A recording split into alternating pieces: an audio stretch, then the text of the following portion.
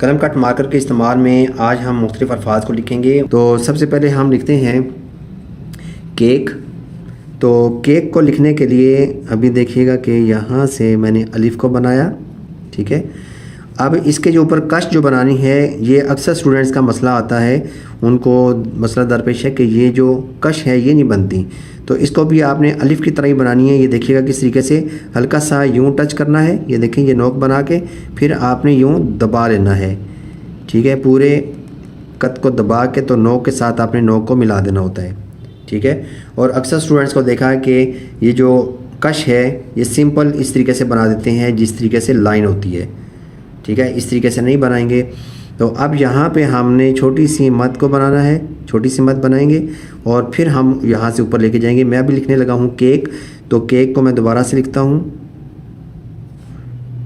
यहाँ से मद को बनाया, फिर आप इसको ऊपर लेके जाएंगे और कश को आपने बना दिया इस तरीके से।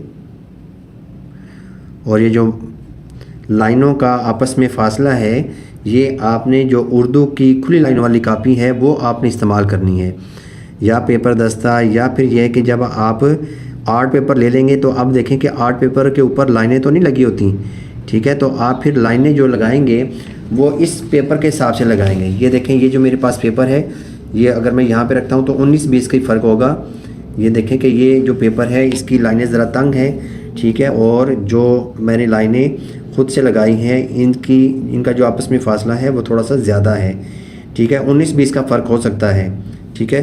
तो आपने उर्दू की खुली लाइन वाला जो पेपर है उसके हिसाब से आपने लाइनें लगा लेनी है। अगला लफ्ज़ है बैग।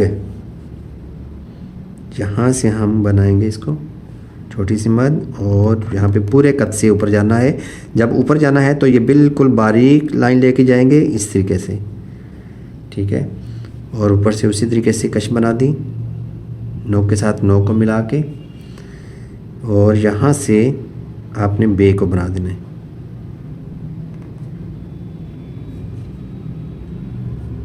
बैग।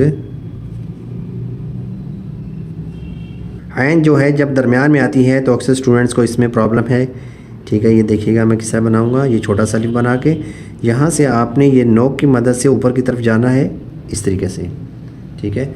अब यहाँ पे आपने क्या करना है, यहाँ से पीछे की तरफ जाएंगे थोड़ा ऊपर की तरफ और पीछे से गुलाई कर देंगे, ठीक है। बाद में आप इसको यूँ फिल कर सकते हैं और फिर आपने ये दाल के साथ जोड़ने के लिए हमने एक जोड़ बनाया है और इस तरीके से हमने लिखा है बाद को। एक और लफ्ज़ मैं लिखता हूँ जिसमें ऐन दरमियान में आती है या एंड पे आती है, उसको हम लिख लेते हैं जमा। लिखता हूँ मैं, ये मीम बनाया, मीम से आपने गुलाई करके लेके आना है और ये नोक की मदद से आपने एन को बनाना है, पीछे से गुलाई करके अंदर से फिल करना है और फिर आपने ये छोटी सी नोक की मदद से आपने इसकी गर्दन बनाई। अब यहाँ पे हमने एक चांद बनाना है, चांदनुमा शक्ल बनानी है। ये देखें किस तरीके से, बहुत ज़्यादा नीचे नहीं लेके जाना और गुलाई को बहुत बड़ा नहीं करना, आपने मामूली सा लाइन से नीचे लेके जाना है। जमा। एक और लफ्ज़ लिख लेता हूँ मैं, तगय्युर। आप इस तरीके से भी लिख सकते हैं कि साथ ही फिल कर दें तगय्युर या बग़ैर। मैं अभी बग़ैर इसको कर देता हूँ, आसान है बच्चों के लिए, ठीक है ना। लफ्ज़ है बग़ैर, इसको हमने लिख लिया। अगला लफ्ज़ हम लिखते हैं ख़त्म। ये जो खे बनानी होती है ये आपने आधे कद से बनानी होती है, ठीक है ना। पूरा कद में इस्तेमाल नहीं कर रहा। यहाँ पे थोड़ा सा पीछे की तरफ लेके गए और यहाँ से हमने इसके अंदर इसका जो जॉइंट है वो रखना है, यानी कि इस तरीके से बनाएंगे। यूँ ऐसे बाहर निकल के नहीं बनाएंगे, वो बुरा लगेगा। यहाँ पे बिल्कुल कद को सीधा करके तो इसकी जो दुम है मीम की वो बिल्कुल सीधी और बारीक लेके आनी है। ख़त्म शुद्ध मैं लिख देता हूँ। यहाँ पे एक दंदाना ऊपर बनाएंगे, दूसरा नीचे, और यहाँ पे हम मद बनाएंगे।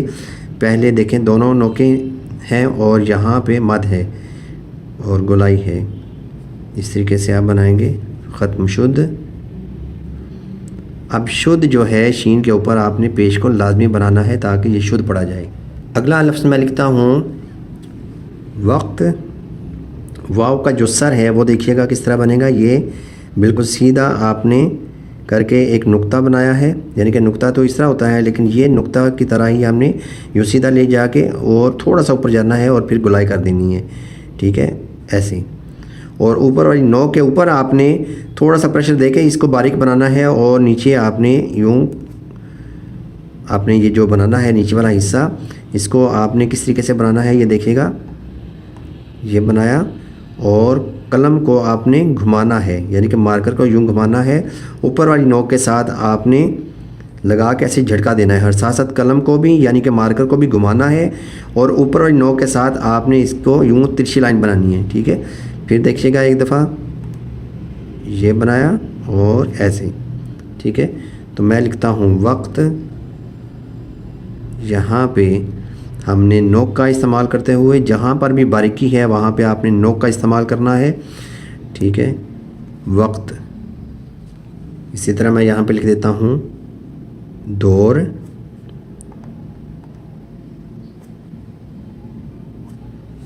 यहाँ पे तीनों हरूफ आ गए हैं। ठीक है, तो ये नीचे वाला हिस्सा जो है ना, इसके ऊपर आपने तवज्जो देनी है। अगला मैं लफ्ज़ लिखता हूँ तेज़। तो तेज़ को देखें कैसे लिखूँगा मैं।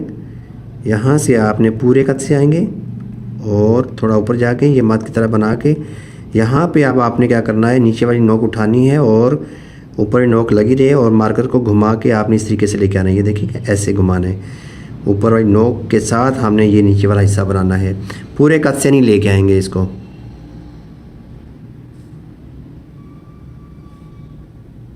तेज़। अब मैं यहाँ पे एक और लफ्ज़ लिखता हूँ सैर। तो ये देखिएगा, पहला भी दंदाना जो बनाना है नोक के साथ, दूसरा भी, तीसरा भी। इसके बाद आपने यहाँ पे पूरे कद से मोटाई करके फिर आपने नोक के साथ रे को बनाना है, सैर। अगला लफ्ज़ मैं लिखता हूँ शम्स। तो शीन को बहुत ऊंचा करके आपने स्टार्ट करना है। यहाँ से ये देखें जैसी छोटी जाए होती है, इस तरीके से आपने ये छोटा सा आधे कद की मदद से इसका पेवंद बनाना है। फिर मीम को बनाना है। मीम को गुलाई करके फिर आगे हमने नोक के साथ नोक मिलाते हुए हमने हरूफ को लिखना होता है या जोड़ लगाने होते हैं। ठीक है, नोक के साथ नोक को मिलाते हुए। तो इस तरीके से हम लिखेंगे शम्स, पहाड़। अब देखें कि जो दरमियान में हे आती है उसको हम कैसे लिखेंगे। ये छोटी जाए का जैसे सार होता है वो बना के अब आपने यहाँ पे नोक के साथ यानी कि आधे कद से थोड़ा सा प्रेशर देकर ये फिर बारीक कर देना है। ठीक है, जहाँ से मोटाई देनी है वहाँ पे थोड़ा सा प्रेशर देना है।